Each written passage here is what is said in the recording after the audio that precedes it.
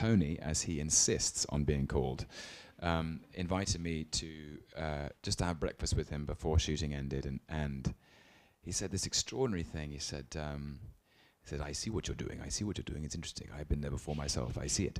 And he said, "You know, my whole life I've played lots of different parts. I've played kings and princes and warriors and butlers and poets, and people stop me in the street. They ask me about one man. Who do you think that man is?" And I knew who that man was, and you know who that man is. And he said, "It's so fascinating to me because people want their lives to be full of love and laughter and friendship and happiness, and they want to have good lives. They want to have nice lives. They want to be happy. But what they really want is they want to go into a dark room on a Friday night with their friends and family or their loved one. They want to sit in the darkness, and they want to look at artists who are brave enough to stare into that darkness. And they don't have to take it home."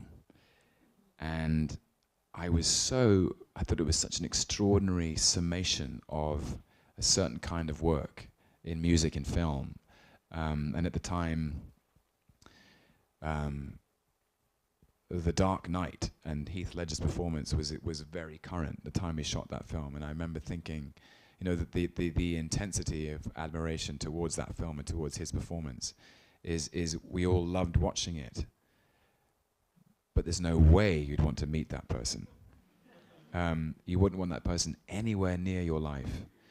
And yet we need actors and musicians and writers and painters who are courageous enough to go there. And Hank was one of those guys who go to that dark place on our behalf and send dispatches back.